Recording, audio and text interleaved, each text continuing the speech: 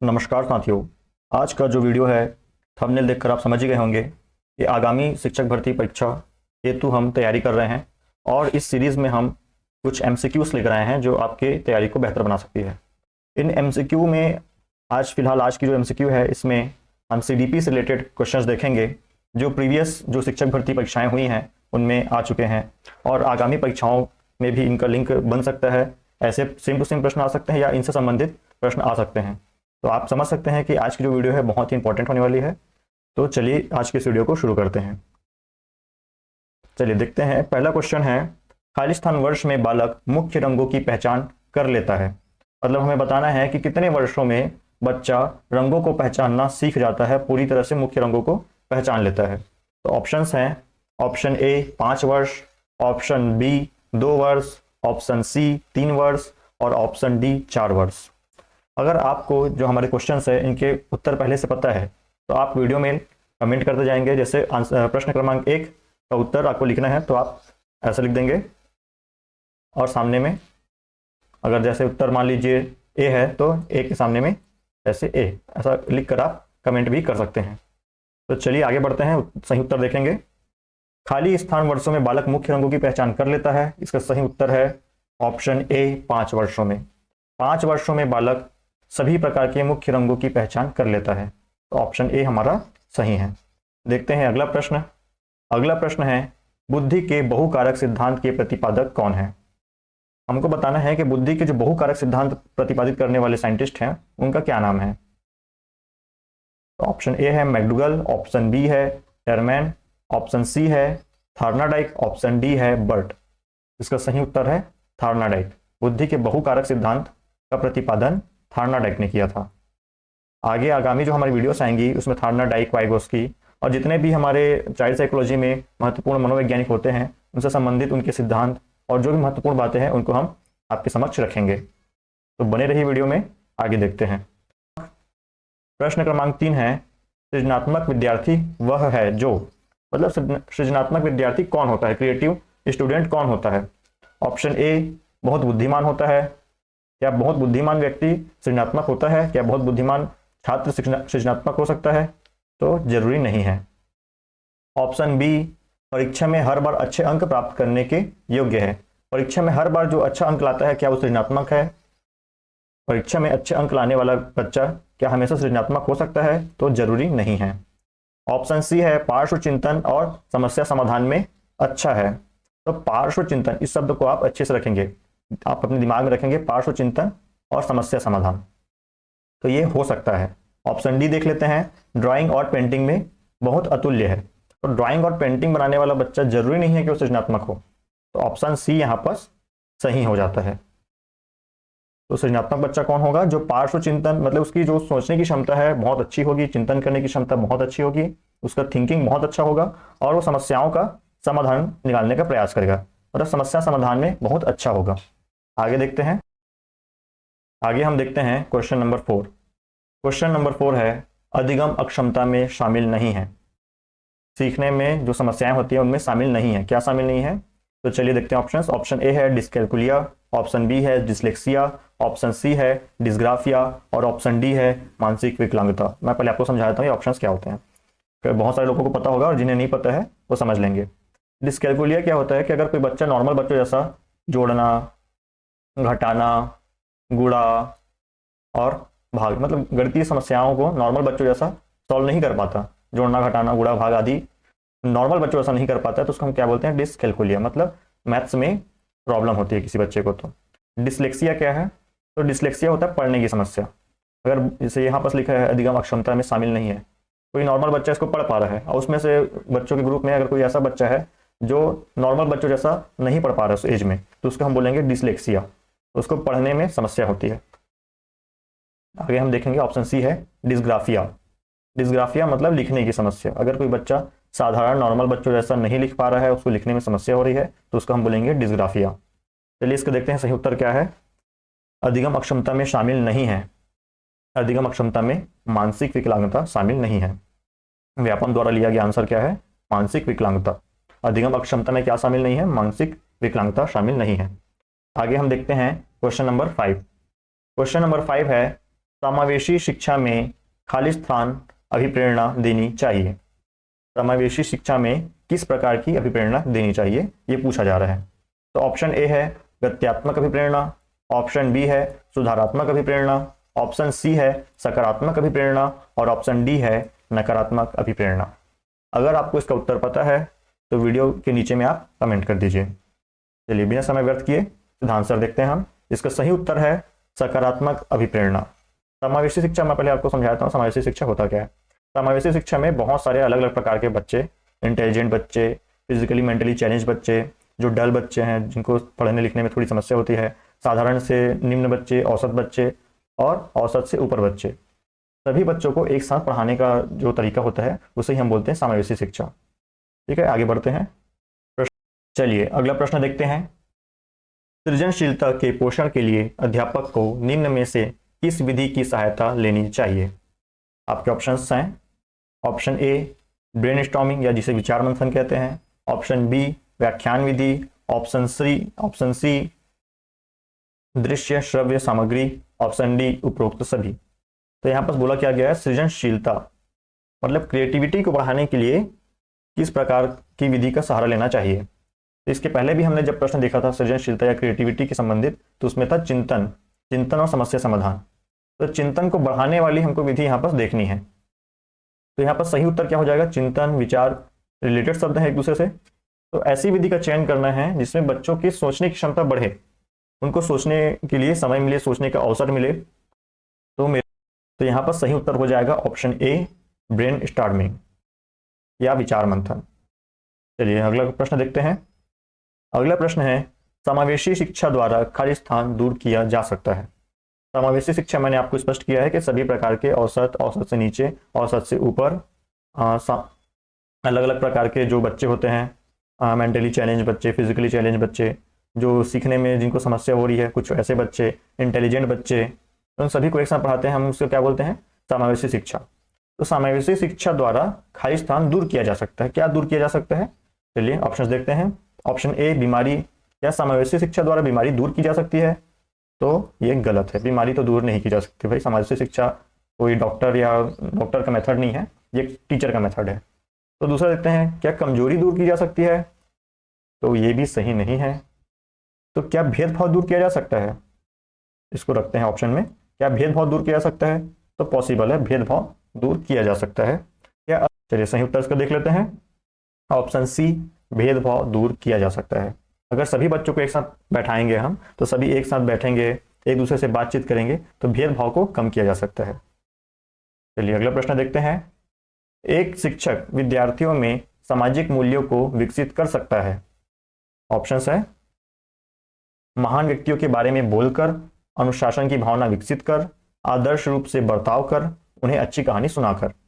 ये पूछ रहा है कि एक शिक्षक किस प्रकार विद्यार्थियों में सामाजिक मूल्यों को विकसित कर सकता है, मतलब अच्छे गुणों को और सामाजिक जो मूल्य होते हैं, प्रेम, सहयोग, सद्भावना आदि जो सामाजिक मूल्य हैं, उनको कैसे विकसित कर सकता है। तो चलिए देखते हैं। क्या महान व्यक्तियों के बारे में बोलकर पॉसिबल है भाई, महान व्यक्तियों के बारे में बताकर अच्छे मूल्यों को विकसित किया जा सकता है। अनुशासन की भावना विकसित करके ये भी पॉसिबल है। आदर्श रूप से बर्ताव करके ये भी पॉसिबल है। उन्हें अच्छी कहानी सुनाकर, तो ये भी पॉसिबल है। लेकिन इनमें से कोई एक ऑप्शन लेना है। तो चलिए थोड़ा एनालिसिस करते हैं ऑप्शंस को। तो देखिए, महान व्यक्तियों के बारे में बोलकर, अगर सिर्फ महान व्यक्तियों के बारे में बोल रहे हैं तो हो सकता है बच्चे इसको सिर्फ सुने, अप्लाई ना करे, जरूरी नहीं है। हो सकता है हम महात्मा गांधी जी के बारे में बता रहे हैं तो बच्चे सुने और उसे उनके बारे में जान ले, मजे ले लें, कहानी सुन ले, लेकिन अप्लाई ना करें।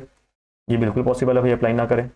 या ये भी हो सकता है किसी बच्चे का ध्यान ही ना हो सुनने में, कोई बच्चा ध्यान देकर सुने ही ना, तो ये भी संभव है। दूसरा, अनुशासन की भावना विकसित करके। अब अनुशासन की भावना या तो आप प्रेम से विकसित कर सकते हैं या दबाव में। तो अगर दबाव से हम अनुशासन की भावना विकसित करते हैं विद्यालय में या कॉलेज में, हम दबाव के द्वारा अनुशासन बनाते हैं, तो बच्चे एक टाइम के बाद चिढ़ जाते हैं और अनुशासन का पालन अपने मन से नहीं करते। तो उस समय के लिए तो बच्चे अनुशासन का पालन कर लेंगे, लेकिन जरूरी नहीं है कि उससे उनके अंदर सामाजिक मूल्यों का विकास हो, क्योंकि वो दबाव में करेंगे तो उनके अंदर सामाजिक मूल्य नहीं आने वाले। उसके बाद देखते हैं आदर्श रूप से बर्ताव करके। इसका मतलब क्या, एक शिक्षक है जो वो अपने स्वयं में, अगर हम किसी बच्चे से आप करके बात करते हैं तो बहुत ज़्यादा चांसेस है कि बच्चा भी क्या करेगा, आपसे उसी रिस्पेक्ट के साथ आप बोलकर बात करेगा। और वैसे ही अगर हम बच्चे से तू तड़ाक से बात करते हैं तो बहुत ज़्यादा संभावनाएं हैं कि बच्चा भी हमको वैसे ही रिप्लाई करेगा, क्योंकि बच्चे देख कर और करके सीखते हैं, नकल करते हैं बच्चे बड़ों की। तो ये ऑप्शन हो सकता है, ऑप्शन सी सही उत्तर हो सकता है। ऑप्शन डी भी देख लेते हैं, उन्हें अच्छी कहानी सुनाकर। तो जैसा कि ऑप्शन ए है वैसा ही क्या है, ऑप्शन डी भी है। ऑप्शन ए में क्या है, महान व्यक्तियों के बारे में बोलकर, और यहाँ क्या है, कहानी सुनाकर। तो कहानी को भी बच्चे मनोरंजन की तरह ले सकते हैं, या ये भी पॉसिबल है कि सभी बच्चों का ध्यान कहानी में ना रहे। तो यहाँ पर सबसे जो सूटेबल जो आंसर है वो क्या है, ऑप्शन सी। हम खुद अच्छा बर्ताव करेंगे तो बहुत ज़्यादा संभावनाएं हैं कि बच्चे उस बर्ताव का अनुकरण करेंगे और उससे सीखेंगे, उसको हमारी जो आचरण है उसको कॉपी करेंगे। तो अगर हम अच्छा बर्ताव करेंगे, आदर्श रूप से बर्ताव करेंगे, सही बर्ताव करेंगे, तो बच्चे उसको क्या करेंगे, कॉपी करेंगे। तो ऑप्शन सी यहाँ पर सही है। चलिए अगला प्रश्न देख लेते हैं। प्रश्न क्रमांक 9। प्रश्न क्रमांक 9 है, बच्चों का किस प्रकार का विकास विद्यालय और शिक्षक द्वारा प्रभावित होता है। ऑप्शंस हैं मानसिक, सामाजिक, संवेगात्मक या ये सभी। मतलब बच्चों का किस प्रकार का विकास शिक्षक और विद्यालय द्वारा प्रभावित होता है। तो देखते हैं, तो मानसिक विकास मतलब बच्चों के मन का विकास शिक्षक और विद्यालय द्वारा प्रभावित होता है। उनमें जो मानसिक परिवर्तन आता है वो क्या होता है, इसके द्वारा प्रभावित होता है। दूसरा क्या, सामाजिक विकास, विद्यालय और शिक्षक द्वारा बच्चों का सामाजिक विकास भी प्रभावित होता है, सामाजिक गुण भी सीखते हैं वो, मानसिक विकास भी प्रभावित होता है। और संवेगात्मक, संवेगात्मक मतलब भावनाओं का विकास, तो ये भी पॉसिबल है। जब बच्चे क्या विद्यालय में आते हैं तो सामूहिक खेल खेलते हैं, सामूहिक कार्य करने को दिया जाता है, तो सामूहिक गुण भी विकास होता है। प्रेम, दया आदि जो संवेग होते हैं, भावनाएं होती हैं, उनका भी विकास होता है। तो संवेगात्मक विकास भी विद्यालय में होता है, सामाजिक विकास भी होता है और मानसिक विकास भी होता है। तो ऑप्शन डी यहाँ पर सही हो जाता है। ये सभी विकास विद्यालय में होते हैं। विद्यालय में मानसिक, सामाजिक और संवेगात्मक ये तीनों प्रकार के विकास बच्चों में होते हैं। चलिए अगला प्रश्न देखते हैं। अगला प्रश्न है, एक बच्चे की बुद्धि लब्धि अगर 9 से 110 के बीच है तो वह खाली स्थान का है। ऑप्शंस हैं सामान्य बुद्धि, ऑप्शन बी प्रखर बुद्धि, ऑप्शन सी उत्कृष्ट बुद्धि और ऑप्शन डी प्रतिभाशाली। तो जो यहाँ पर ऑप्शन दिया गया है ए बी सी डी, सामान्य बुद्धि, प्रखर बुद्धि, उत्कृष्ट बुद्धि और प्रतिभाशाली। अब इनमें से मैं आपको पहले आंसर बता देता हूँ कि 90 से 110, 90 से 110 जो होता है वो क्या होता है, सामान्य बुद्धि वाला बालक होता है। 90 से 110 अगर किसी का IQ है, किसी बच्चे का IQ क्या है 90 to 110, उसका क्या है IQ, तो वो क्या होगा, सामान्य बुद्धि का होगा। इससे संबंधित आपको एक चार्ट दिखाता हूं मैं, हो सके तो आप इसको कहीं पर लिख लीजिए या याद कर लीजिए। देखिए यहाँ पास क्या है, अगर 140 से ऊपर है तो क्या होगा, जीनियस। 120 से 139 120 से 139 है तो क्या होगा, वेरी सुपीरियर। सुपीरियर होगा कब, जब 110 से 119। और हमारे में क्या दिया गया है, 90 से 110, मतलब ये वाला रेंज दिया गया हमारे में 90 से 109, यहाँ पर 110 दिया है, लेकिन 90 से 109 वाले में आएगा जो दिया गया है वो। यहाँ पास क्या है, एवरेज। एवरेज मतलब औसत या फिर सामान्य। तो 90 से 110 जो बच्चा होता है वो क्या होता है, सामान्य होता है। इस चार्ट को आप ध्यान में रखेंगे क्योंकि इससे संबंधित एक न एक प्रश्न आपको सी टेट में, टेट में या शिक्षक भर्ती में देखने को मिल जाता है। इसको, ये चार्ट को या IQ के बारे में या इंटेलिजेंस के बारे में हम किसी और वीडियो में अच्छे से डिस्कस करेंगे। फिलहाल आगे बढ़ते हैं। प्रश्न क्रमांक 11 है, एक बच्चे की वृद्धि और विकास के अध्ययन की सर्वाधिक अच्छी विधि कौन सी है। किसी बच्चे की वृद्धि और विकास दोनों का अध्ययन करना है, वृद्धि और विकास का, तो सबसे अच्छी विधि कौन सी होगी। ऑप्शन ए मनोविश्लेषण विधि, ऑप्शन बी तुलनात्मक विधि, ऑप्शन सी विकासीय विधि या विकासात्मक विधि और ऑप्शन डी सांख्यिकी विधि। तो देखिए यहाँ पास क्या है, विकास शब्द, यहीं से आप रिलेट कर लीजिए क्या, विकासीय विधि।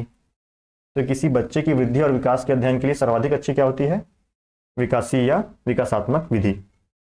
चलिए अगला प्रश्न देखते हैं। समावेशी शिक्षा की प्रमुख समस्याओं का कारण खाली स्थान है।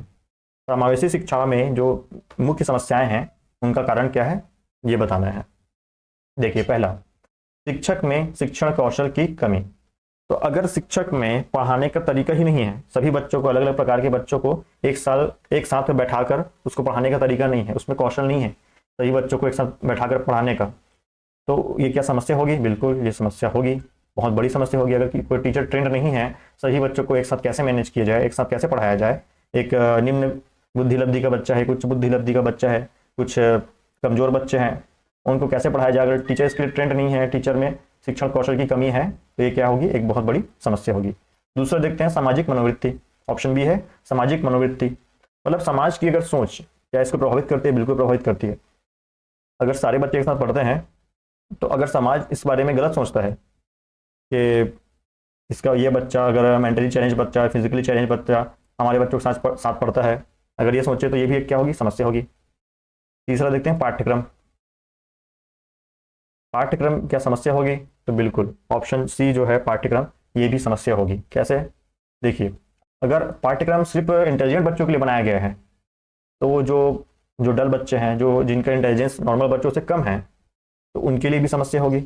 और अगर पाठ्यक्रम ऐसा बनाया गया है जो एकदम सिर्फ जो निम्न या लो आईक्यू वाले बच्चों के लिए है, मेंटली चैलेंज बच्चों के लिए है, तो ये भी समस्या है। तो पाठ्यक्रम में बैलेंस होना चाहिए, ना कि एकदम हाई क्लास पाठ्यक्रम बनाना चाहिए जो एकदम इंटेलिजेंट प्रखर बुद्धि के बच्चे या एकदम इंटेलिजेंट बच्चे सॉल्व कर पाए, ना ही ऐसा पाठ्यक्रम बनाना चाहिए कि उनके लिए के साथ क्या हो जाए, नाइंसाफी हो जाए इंटेलिजेंट बच्चों के साथ। ज़्यादा ही ईजी भी नहीं होना चाहिए और एकदम हार्ड भी नहीं होना चाहिए। पाठ्यक्रम ऐसा होना चाहिए कि बच्चों को समझ में आना चाहिए, बच्चे सीखने चाहिए उससे। तो ये तीनों क्या होंगे? तीनों समस्याएं हैं। ऑप्शन ए भी समस्या है, ऑप्शन बी समस्या है, ऑप्शन सी भी समस्या है। तो ऑप्शन डी यहाँ पर सही हो जाएगा। उपरोक्त तो सभी तीनों ही क्या है? समावेशी शिक्षा में समस्या है। चलिए प्रश्न क्रमांक 13, वंशानुक्रम से संबंधित प्रयोग चूहों पर किसने किया? आपके ऑप्शंस हैं, option A Karl Pearson, option B McDougall, option C Mendel और ऑप्शन डी पावलोव। देखिए, चूहों पर प्रयोग स्किनर ने भी किया था, लेकिन स्किनर ने कौन सा प्रयोग किया था? स्किनर ने प्रयोग के द्वारा आरएस थ्योरी निकाला था। आरएस रिस्पॉन्स और stimulation theory, response stimulation theory निकाला था स्किनर ने। लेकिन यहाँ पर कौन सा किस प्रयोग की बात हो रही है? चूहों पर प्रयोग वंशानुक्रम से संबंधित। तो वंशानुक्रम से संबंधित प्रयोग चूहों पर अगर कभी भी आए तो आपका ऑप्शन नंबर बी मैकडूगल सही हो जाता है। ऑप्शन नंबर बी मैकडूगल सही है, क्योंकि मैकडूगल ने वंशानुक्रम से संबंधित प्रयोग किया था चूहों पर। तो ध्यान रखेंगे आप, वंशानुक्रम से संबंधित प्रयोग चूहों पर किसने किया था? मैकडूगल ने। चलिए आगे देखते हैं प्रश्न क्रमांक 14, विकास के संदर्भ में निम्न में से कौन सा कथन सत्य नहीं है? आपके ऑप्शंस हैं, ऑप्शन ए विकास की प्रत्येक अवस्था में खतरे हैं, ऑप्शन बी विकास उकसाने या बढ़ाने से नहीं होता, ऑप्शन सी विकास सांस्कृतिक परिवर्तनों से प्रभावित होता है, ऑप्शन डी विकास की प्रत्येक अवस्था की अपनी विशेषताएं होती है। चलिए प्रश्न ऑप्शंस को देखते हैं। विकास के संदर्भ में निम्न में से कौन सा कथन सत्य नहीं है? कभी भी अगर आए नहीं तो आपको नहीं को क्या करना है? पहले ध्यान में रखना है। ये क्या पूछ रहा है? नेगेटिव पूछ रहा है। चलिए ठीक है, ऑप्शन ए देखते हैं। विकास की प्रत्येक अवस्था में खतरे होते हैं भाई, हर विकास की प्रत्येक अवस्था में खतरे होते हैं, और सबसे ज़्यादा खतरा टीनेज में होता है।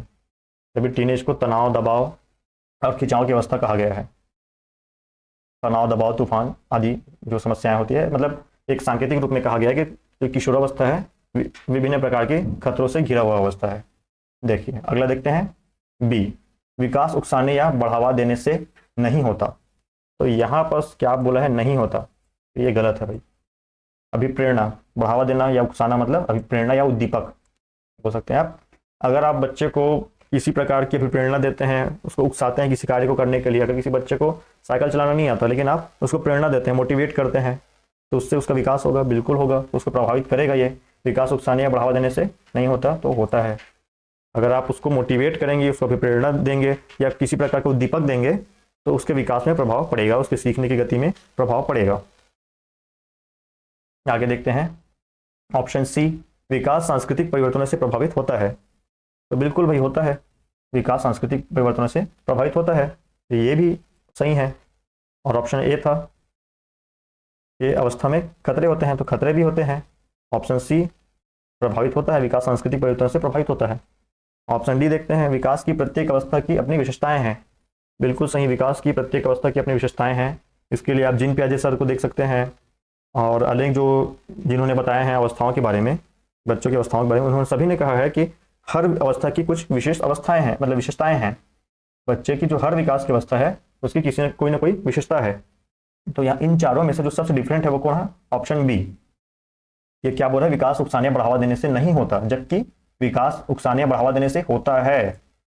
तो ऑप्शन बी सबसे अलग है, तो सही ऑप्शन क्या होगा? Option B. चलिए देखते हैं अगला प्रश्न क्रमांक 15, बालक का विकास होता है ऑप्शन देख लेते हैं। सिर से पैर की ओर, पैर से सिर की ओर, दोनों ओर से, इनमें से कोई नहीं। ये बहुत इजी सा प्रश्न है, बहुत बार आपने जब भी सीडीपी स्टार्ट किया होगा तो आपने ये पढ़ा होगा कि बालक का विकास जो होता है वो क्या होता है, सिर से पैर की ओर होता है। ऑप्शन ए सही है। चलिए देखते हैं प्रश्न क्रमांक 16। खाली स्थान से मानसिक विकास का संबंध नहीं है। ऑप्शंस देख लेते हैं। विद्यार्थी का वजन एवं ऊंचाई, तर्क एवं निर्णय, स्मृति का विकास और बोध की क्षमता। तो देखिए जो बी है, तर्क एवं निर्णय, ये क्या मानसिक विकास से संबंधित है क्या? बिल्कुल है भाई। उसका मानसिक विकास होगा तभी उसमें तर्क और निर्णय करने की क्षमता आएगी। स्मृति का विकास, याद, स्मृति मतलब याद रखना, मेमोरी, तो ये भी संबंधित है मानसिक विकास से। अवबोध की क्षमता मतलब समझने की क्षमता, अवबोध, बोध मतलब जानना या समझना, तो अवबोध की क्षमता मतलब समझने की क्षमता, तो ये भी मानसिक विकास से प्रभावित होता है, मानसिक विकास से संबंधित है। तो यहाँ पर सबसे अलग ऑप्शन क्या है? ऑप्शन ए, विद्यार्थी का वजन एवं ऊंचाई। वजन एवं ऊंचाई जो है क्या है, वृद्धि में आता है, ना कि विकास में आता है। ये क्या है? वृद्धि का सब्जेक्ट है, वृद्धि के अंतर्गत आता है, ना कि विकास के अंतर्गत। तो क्या विद्यार्थी का वजन एवं ऊंचाई बाकियों से अलग है, तो सही उत्तर क्या होगा? विद्यार्थी का वजन एवं ऊंचाई मानसिक विकास से संबंधित नहीं है। चलिए देखते हैं प्रश्न क्रमांक 17। खाली स्थान के कारण प्रतिभाशीलता होती है। किसके कारण प्रतिभाशीलता होती है भाई? मतलब किसी बच्चे में अगर प्रतिभा है तो उसके कारण क्या क्या हो सकते हैं? तो चलिए देखते हैं। पहला ऑप्शन ए, मनोसामाजिक कारक। ऑप्शन बी, आनुवांशिक, मतलब उनके माता पिता से, जेनेटिक्स में उसमें प्रतिभाशीलता है। ऑप्शन सी, वातावरणीय अभिप्रेरणा। और ऑप्शन डी, बी और सी दोनों, मतलब आनुवांशिक और वातावरण अभिप्रेरणा दोनों। तो देखिए सही जो आंसर वो क्या है? ऑप्शन डी है। कैसे आपको बताता हूँ। देखिए एग्जाम्पल के लिए, अगर किसी के पेरेंट्स अच्छे सिंगर हैं तो बहुत ज़्यादा चांसेस है कि बच्चा भी क्या होगा, उसको भी बचपन से ट्रेनिंग मिलेगी, बचपन से वैसा माहौल मिलेगा, तो उसमें एक आनुवंशिकता डेवलप होगी, तो उसमें क्या है, बच्चे में भी सिंगिंग का गुण आता है। या फिर अगर उसके पेरेंट्स किसी और टाइप के प्रोफेशन में हैं तो उसका कुछ ना कुछ प्रभाव बच्चों में देखने को मिलता है। या फिजिकली अगर किसी के माता पिता अच्छे हैं, कोई एथलीट है, उसका बच्चा है, तो उसमें जेनेटिक्स का प्रभाव रहता है। अगर किसी के माता पिता एथलीट हैं, रनर हैं, या फिजिकली अच्छे स्ट्रांग हैं, तो उसका प्रभाव बच्चों में देखने को मिलेगा और उसकी प्रतिभा में भी देखने को मिलेगा। ऑप्शन सी क्या है? वातावरण अभिप्रेरणा। अगर किसी बच्चे को उसके घर में अच्छा माहौल मिलता है, उसको अभिप्रेरणा मिलती है, मतलब प्रोत्साहित किया जाता है किसी कार्य के लिए, तो ये भी प्रभावित करता है। तो ऑप्शन बी और ऑप्शन सी बिल्कुल सही है, मतलब ऑप्शन डी जो रहेगा ये करेक्ट आंसर है। बच्चों में आनुवंशिकता भी प्रभावित करती है उनकी प्रतिभा को, और उनके आसपास का वातावरण का अभिप्रेरणा भी, मतलब वातावरणीय अभिप्रेरणा भी है, वो भी प्रभावित करती है। चलिए देखते हैं प्रश्न क्रमांक 18। समावेशी शिक्षा में खाली स्थान की भूमिका महत्वपूर्ण होती है। देख लेते हैं समावेशी शिक्षा में किसकी भूमिका महत्वपूर्ण होती है। ऑप्शन ए दिया है अतिथि शिक्षक, ऑप्शन बी कला शिक्षक, ऑप्शन सी संसाधन शिक्षक, और ऑप्शन डी खेलकूद या व्यायाम शिक्षक। तो देखिए अतिथि शिक्षक कोई जरूरी नहीं है भाई अतिथि शिक्षक महत्वपूर्ण हो उसमें, मतलब अतिथि शिक्षक इंपॉर्टेंट नहीं है, रेगुलर टीचर भी पढ़ा सकता है। कला शिक्षक एकदम जरूरी नहीं है, कला शिक्षक सबसे इंपॉर्टेंट जो होगा वो क्या होगा? संसाधन शिक्षक। संसाधन शिक्षक क्यों इंपॉर्टेंट होगा? कि बहुत टाइप के बच्चे बैठेंगे क्लास में, अलग अलग टाइप के बच्चे बैठेंगे, अब उनको सिखाना है तो आपको टीचिंग एड्स बहुत ज़्यादा यूज़ करने होते हैं, अलग अलग मेथड से, मतलब चीज़ों को दिखाकर, सुनाकर, या हर टाइप के जो तरीके हैं उसको अप्लाई करना होता है। क्योंकि कक्षा में अलग अलग टाइप के क्या होते हैं, बच्चे बैठे रहते हैं, और अलग अलग टाइप के बच्चों को पढ़ाना है, तो ऐसा मेथड यूज़ करना होता है, ऐसा संसाधन यूज़ करना होता है कि सभी को समझ में आ जाए। अगर किसी को देखने में कम रुचि है तो उसको सुन के समझ में आ जाए, या किसी को सुनने में कम रुचि है तो उसको देख के समझ में आ जाए, मतलब दृश्य श्रव्य सामग्री का बहुत ज़्यादा और बहुत सही तरीके से उपयोग करना होता है। तो संसाधन शिक्षक यहाँ पर इंपॉर्टेंट होता है। ऑप्शन डी है खेलकूद या व्यायाम शिक्षक, यहाँ पर भी इंपॉर्टेंट नहीं है भाई, एकदम इंपॉर्टेंट सभी प्रकार के शिक्षक हैं, लेकिन यहाँ पर जो बात की जा रही है क्या है? समावेशी शिक्षा। समावेशी शिक्षा में सबसे महत्वपूर्ण भूमिका किसकी होगी? तो ऑप्शंस के अनुसार क्या होगा? ऑप्शन सी संसाधन शिक्षक सबसे इंपॉर्टेंट होगा। इन शिक्षक सभी इंपॉर्टेंट है, जितने शिक्षक दिए गए हैं यहाँ पर सभी इंपॉर्टेंट है, लेकिन इनमें भी सबसे जो इंपॉर्टेंट होगा समावेशी शिक्षा के संदर्भ में, तो वो है ऑप्शन सी। चलिए देख लेते हैं ऑप्शन सी संसाधन शिक्षक समावेशी शिक्षा में महत्वपूर्ण भूमिका निभाता है। चलिए अगला प्रश्न देख लेते हैं। प्रश्न क्रमांक 19। समावेशी शिक्षा में शामिल हैं, आपके ऑप्शंस हैं शारीरिक रूप से बाधित बालक, ऑप्शन ए शारीरिक रूप से बाधित बालक, ऑप्शन बी मानसिक रूप से बाधित बालक, शारीरिक रूप से बाधित बालक, दूसरा मानसिक रूप से बाधित बालक, और तीसरा है सामाजिक रूप से बाधित बालक। तो समावेशी शिक्षा मैंने आपको सभी बताया था पहले भी कि इस शिक्षा में क्या होता है कि सामाजिक, मानसिक और अलग अलग टाइप के, हर टाइप के बच्चे जिनको पढ़ने में समस्या है, औसत बच्चे और औसत से ऊपर बच्चे, मतलब जो एडवांस बच्चे हैं, जिनका इंटेलिजेंस ज़्यादा है, वो सभी प्रकार के बच्चे क्या होते हैं इसमें समावेशी शिक्षा में पढ़ते हैं। तो चाहे उनको शारीरिक समस्याएं हों, चाहे उनको मानसिक समस्याएं हों, चाहे उनको सामाजिक समस्याएं हों, सभी प्रकार के बच्चे समावेशी शिक्षा में पढ़ते हैं। तो ऑप्शन डी यहाँ पर सही हो जाता है। चलिए आगे हम देख लेते हैं प्रश्न क्रमांक 20।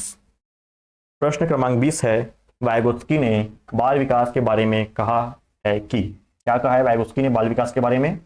यह ऑप्शन ए, यह संस्कृति एवं अनुभवों के कारण होता है। ऑप्शन बी, यह सामाजिक अंतःक्रियाओं के कारण होता है। ऑप्शन सी, औपचारिक शिक्षा का उत्पाद है। ऑप्शन डी, यह समावेशन और समायोजन के परिणाम स्वरूप होता है। तो यहाँ पर ऑप्शन बी अगर हम देखेंगे तो वाइगोत्स्की के एक सिद्धांत से रिलेट करता है। वाइगोत्स्की ने एक सिद्धांत दिया था, एक जो बाल विकास का सिद्धांत दिया था उसमें था कि बच्चे जो है समाज के साथ अनुक्रिया करके सीखते हैं। सामाजिक सांस्कृतिक अनुक्रिया का सिद्धांत वाइगोत्स्की ने दिया था, सामाजिक सांस्कृतिक अनुक्रिया का सिद्धांत।